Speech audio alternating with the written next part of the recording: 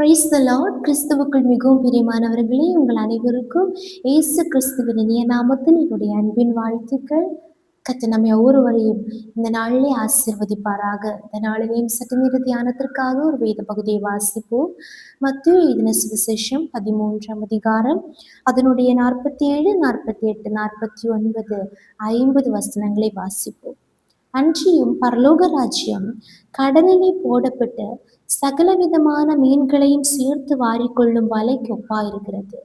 அது நிறைந்த போது அதை கரையில் இழுத்து உட்கார்ந்து நல்லவைகளை கூடைகளில் சேர்த்து ஆகாதவைகளை எறிந்து போடுவார்கள். இப்படியே உலகத்தின் முடிவிலே நடக்கும். தேவ தூதர்கள் புறப்பட்டு நீதிமான்களின் நடுவில் இருந்த பொல்லாதவர்களை பிரித்து அவர்களை அக்கினி சூளையிலே போடுவார்கள். அங்கே அழுகையும் பற்கடிப்பும் உண்டாயிருக்கும் என்றார். ஆமென். Matthew chapter 13 verse 47 to 50. Once again the kingdom of heaven is like a net that was let down into the lake and caught all kinds of fish. When it was full, the fishermen pulled it upon the shore. Then they sat down and collected the good fish in baskets, but threw the bad away. This is how it will be at the end of the age. The angels will come and separate the wicked from the righteous and throw them into the blazing furnace, where there will be a weeping and gnashing of teeth. Amen. பரலோக ராஜ்யம் இந்த பூமியிலே வாழ்ந்து கொண்டிருக்கிற எல்லாருக்காகவும், ஆமென், ஸ்தோத்திரம், பரலோக ராஜ்யத்தை பிதாவாகிய தேவன் ஆயத்தம் பண்ணுகிறார். ஹல்லேலூயா. யார் யாரெல்லாம் ஆமென் இயேசு கிறிஸ்துவை விசுவாசிக்கிறார்களோ, யார் யாரெல்லாம் இயேசு கிறிஸ்துவை இரட்சகரும் ஆமென் ஸ்தோத்திரம் ஸ்தோத்திரம் கர்த்தருமாக தங்களுடைய இருதயத்தில் ஏற்றுக்கொள்ளுகிறார்களோ, யார் யாரெல்லாம் இயேசுவுக்காக தங்களுடைய வாழ்க்கையை ஒப்பு கொடுத்து இயேசுவுக்காக வாழ்கிறார்களோ, இயேசுவுக்காக முடிவு வரைந்து நிலைநிறுத்துகிறார்களோ, அவர்களுக்காக ஆமென் பரலோக ராஜ்யம் ஆயத்தமாக்கப்பட்டிருக்கிறது. Praise the Lord. ஆனால் இங்கே வாசிக்கிறோம், பரலோக ராஜ்யம் கடலிலே போடப்பட்டு சகல விதமான மீன்களையும் சேர்த்து வாரிக்கொள்ளும் வலைக்கு ஒப்பாயிருக்கிறது. ஒரு வலையை கடல்ல போடும்போது அந்த வலையிலே சகல விதமான மீன்களும், எந்த டிஃபரன்ஷியேஷன் அங்கே இல்லை. ஹல்லேலூயா.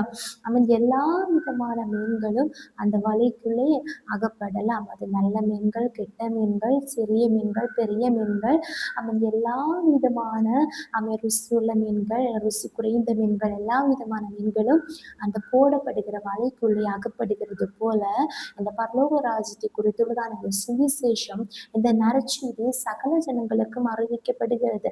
யாருக்கு வேண்டுமானாலும் இந்த பரலோக ராஜ்யத்திற்குள்ளே பிரவேசிக்கலாம். ஹல்லேலூயா. எல்லாருக்காகவும் இது ஆயத்தமாக்கப்பட்டிருக்கிறது. Praise the Lord. ஆனால் ஒரு காரியம், அது நிறைந்த போது அதை கரையில் இழுத்து உட்கார்ந்து நல்லவைகளை கோடைகளில் சேர்ப்பார்கள், ஆகாதவைகளை எறிந்து போடுகிறது போல உலகத்தின் முடிவிலையும் நடக்கும் என்று இயேசுவானவர் முன்னமே தம்முடைய சீஷர்களிடத்தில் சொல்லியிருக்கிறார். ஹல்லேலூயா. ஆமென் ஸ்தோத்திரம். இன்றைக்கு நாம் பார்க்கும்போது எல்லாரும் இயேசுவை தொழுது கொள்ளுகிறார்கள், எல்லாரும் இயேசுவை ஆராதிக்கிறார்கள், எல்லாரும் சர்ச்சுக்கு கடந்து போகிறார்கள், எல்லாரும் ஆவிக்குரிய கிறிஸ்தவ வாழ்க்கை வாழ்கிறார்கள். ஆனால் மனுஷனோ முகத்தை பார்க்கிறான், கர்த்தரோ இருதயத்தை பார்க்கிறார். இருதயங்களை, எண்ணங்களை, சிந்தனைகளை, யோசனைகளை, நினைவுகளையும் வகையறுக்கிறதான தேவனுக்கு மட்டும்தான் நல்லவைகள் ஆகாதவைகள் வித்தியாசம் தெரியும். ஹல்லேலூயா. சிலவங்களை நம்ம பார்க்கும்போது வெளியே அவங்க டீசன்சியா இருப்பாங்க, நல்ல ஆவிக்குரிய பக்தி பயம் நிறைந்தவர்களா இருப்பாங்க. ஆனால் இருதயத்துக்குள்ளே எந்த பயமும் இல்லாமல் அந்தரங்கத்திலே தேவனானவர் பார்க்கும்போது அவர்கள் ஆகாதவர்களாக காணப்படுவார்கள். ஆனால் சில நபர்கள் அவர்கள் வெளியே அவ்வளவு டீசன்சி இல்லைனாலும் அவர்கள் உள்ளத்துக்குள்ளே பயபக்தியோடு பரிசுத்தமாக தேவனுக்கு பயந்து தேவ அன்போடு தேவனோடு அவ்வளவு ஸ்தோத்திர உறவோடு வாழ்கிற அநேக மக்கள் இருக்கிறார்கள். ஹல்லேலூயா. அவர்கள் சிலருடைய மனிதர்களுடைய பார்வையிலே அற்பமாக எண்ணப்பட்டாலோ கர்த்தருடைய பார்வையிலே அவர்கள் நல்லவர்களாக காணப்படுவார்கள்.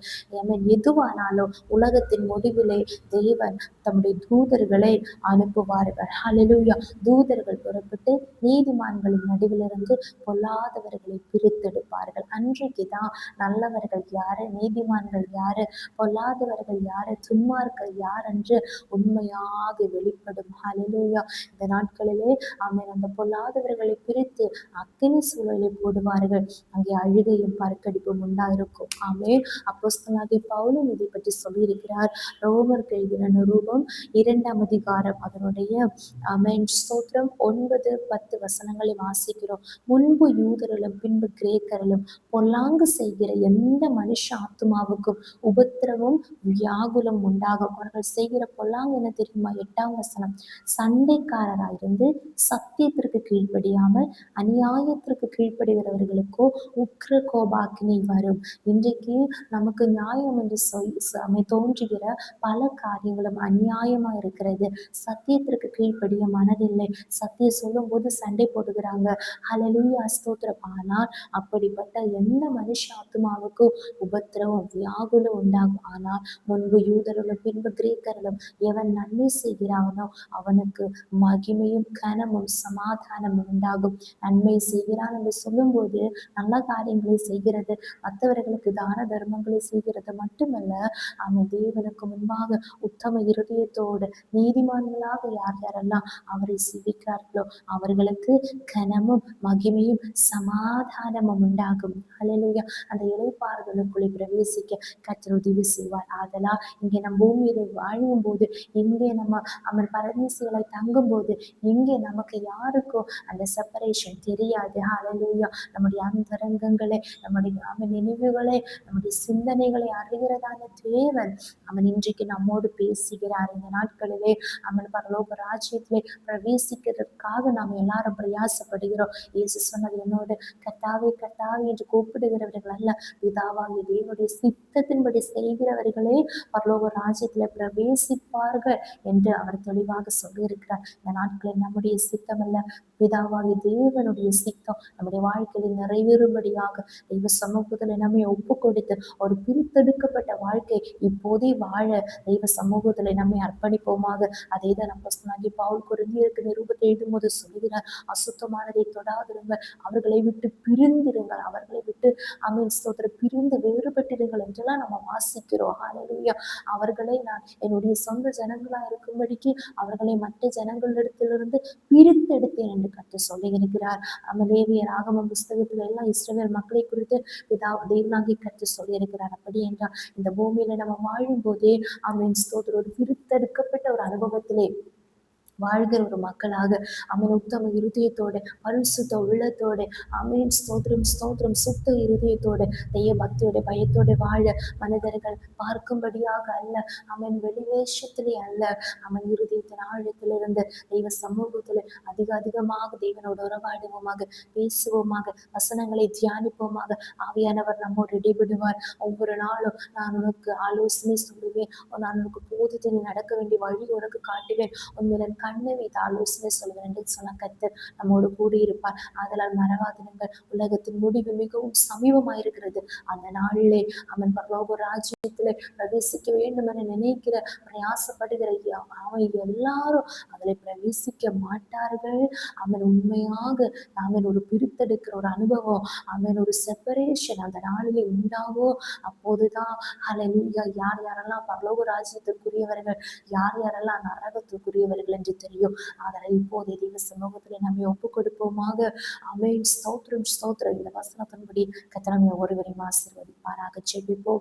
இயேசுப்பா ஸ்தோத்திரம். எங்கள் அளவில்லாமல் நேசித்து வழி நடத்துகிற எங்கள் அன்பின் பரலோக பிதாவே, ஆசீர்வதிக்கப்பட்டதான நாளிலே நீர் எங்களுக்கு இந்த வார்த்தைக்காக ஸ்தோத்திரம். ஆமாண்டவரை நாங்கள் ஒவ்வொரு நாளும் அப்பா இந்த பூமியிலே நாங்கள் பரதேசியை தங்குகிற இந்த நாட்களிலே கர்த்தாவே அப்பா ஸ்தோத்திரம், நாங்கள் பரதேசியை சஞ்சரிக்கும் அளவு பயத்தோடு பரிசுத்தத்தோடு உத்தம இருதயத்தோடு உமக்கு பிரியமான உடைய சித்தத்தின்படி வாழ எங்களை ஒப்பு கொடுக்குறங்க தாவே.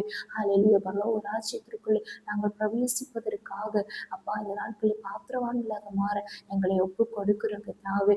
அப்பா பொல்லாதவர்களிடத்திலிருந்து நீதிமான்களை பிரித்தெடுக்கிற ஒரு தேவன் உண்டு. இந்த நாட்களில் எப்போதே கர்த்தாவே அப்பா ஒரு பரிசுத்த அனுபவத்தோட வாழ எங்களை முற்றிலுமாக ஒப்பு கொடுக்கிறோம், தாழ்த்துகிறோம். இயேசு கிறிஸ்துவின் நாமத்தினாலே ஜெபிக்கிறோம் எங்கள் சுகத்தை கேளும் நல்ல பிதாவே. ஆமென், ஆமென், ஆமென். May God bless you.